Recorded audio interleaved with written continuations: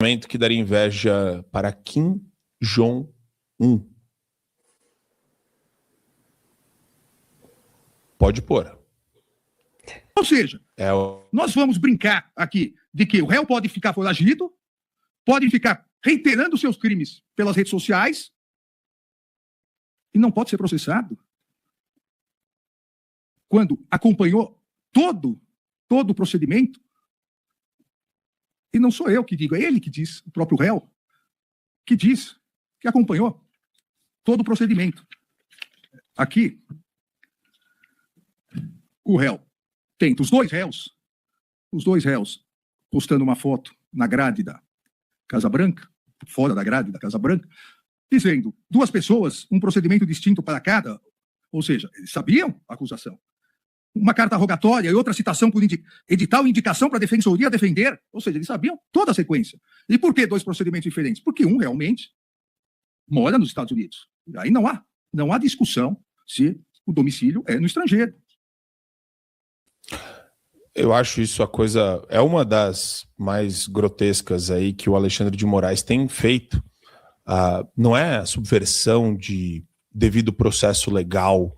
Eu não gosto nem de falar dessa forma que parece cifrado, tá, pessoal? Parece que eu tô falando em códigos com vocês. É um bandido que tá lá sentado no Supremo e ele basicamente está falando para todos os advogados do Brasil, do mundo e de todas as galáxias. Não tem que citar réu. Ele já sabia o que estava acontecendo. Ele estava vendo pelo Twitter, pelo X. Eduardo estava acompanhando pelo X. Então, tem que citar, templa a defesa, não tem defensoria, não tem nomeação de causídicos e advogados e juristas para atuarem em favor, não tem prazo, porque se é tudo feito à revelia, no direito a gente chama isso de revelia. Mas a revelia é quando você não encontra o réu. E daí você continua mesmo sem encontrar o réu.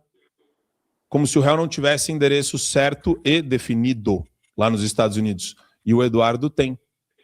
Então, basicamente, o que o Alexandre de Moraes está falando, e eu peço perdão para a nossa audiência maravilhosa, foda-se o devido processo legal. Dane-se o direito constitucional. Não estou nem aí para as liberdades e para os direitos individuais e garantias fundamentais do Eduardo Bolsonaro. Aliás, de nenhum dos Bolsonaros. Aliás, de ninguém que ouse questionar o Supremo Tribunal Federal. Então, quer dizer, é meio que o direito constitucional do foda-se mesmo. Desculpa, Fainara, mas é o que a gente está vivendo hoje no país.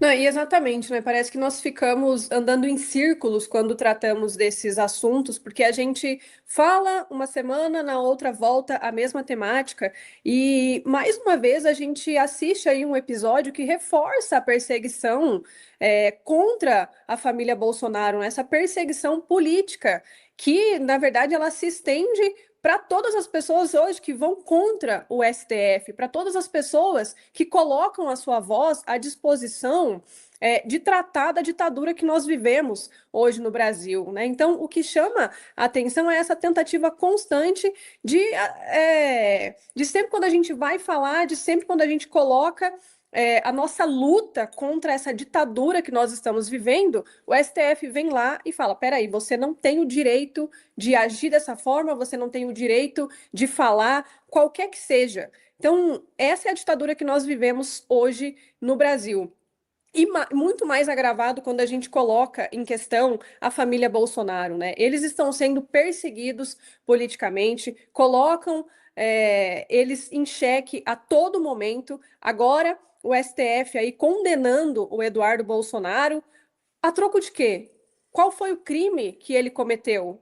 A troco de ele estar nos Estados Unidos e combatendo a ditadura que nós estamos vivendo aqui no Brasil, fazendo denúncias externas, denúncias internacionais, para quem sabe a gente tenha um salvador da pátria, finalmente, para nos tirarmos dessa ditadura que nós vivemos hoje no Brasil. Então, esse é o crime que ele está cometendo, esse é o erro que ele está cometendo, é trabalhar em favor, em prol do Brasil, porque hoje né? E quando a gente coloca aí também algumas argumentações, né? Quando a gente adentra a esse assunto dos motivos que levaram, né? Que levou essa condenação, se eu não me engano, até foi citado a questão das taxas, das tarifas.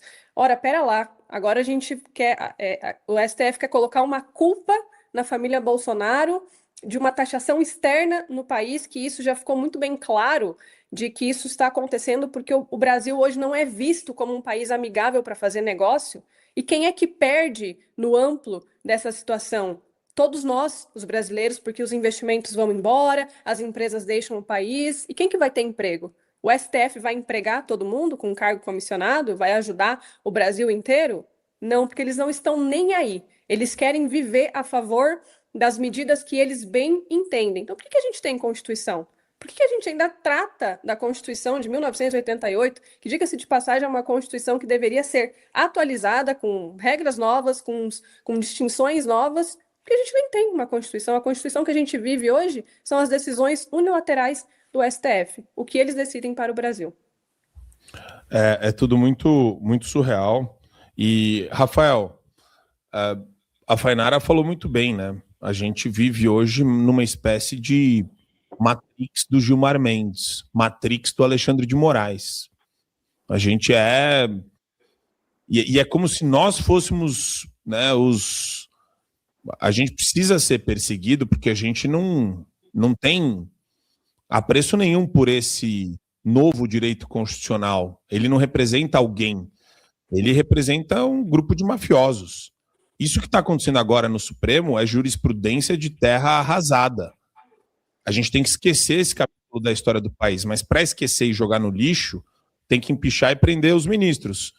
Mas não, o que está acontecendo é o seguinte: liberdade de expressão para denunciar bandido, ditador de toga, ministro corrupto fora do Brasil é crime de ameaça ao país.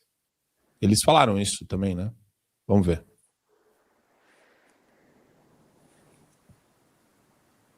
Destaco ainda, em reforço, senhor presidente, que uma coisa é liberdade de expressão, uma coisa é liberdade de manifestação de um posicionamento político. Outra coisa é enveredar para um caminho em que se fazem presentes elementos de condutas típicas penais definidas na legislação brasileira. E este é o caso. Não houve meramente aqui uma manifestação de uma opinião ou uma manifestação de um posicionamento político, mas sim, como eu disse, e foi reforçado pelo eminente relator, condutas que implicaram em clara ameaça a autoridades brasileiras e aos próprios cidadãos brasileiros com o objetivo de interferir. Peraí. Ameaça a cidadãos brasileiros, Rafael. O Bolsonaro, o Eduardo, está ameaçando cidadãos brasileiros. Essa é nova, hein? E eu não vi ele falar de nenhum CPF aqui. Você viu algum CPF? Ele ameaçou tal pessoa. Até onde eu sei, ameaça é uma coisa direta no tempo, no espaço, determinada de uma agressão iminente. Ameaça é isso. Qualquer outra coisa... Usa Brasileiros, porque tá chegando a hora do Mundial e você pode adquirir esse chinelo maravilhoso temático da Copa do Mundo lá no site da USA Brasileiros, uma empresa mineira que bolou essa coleção aqui exclusiva, edição limitada da Copa do Mundo, com chinelos dos países sede, tem também o do México, tá ali com o Totonho, e tem também do Brasil para você esquentar o seu pé na torcida pela seleção brasileira.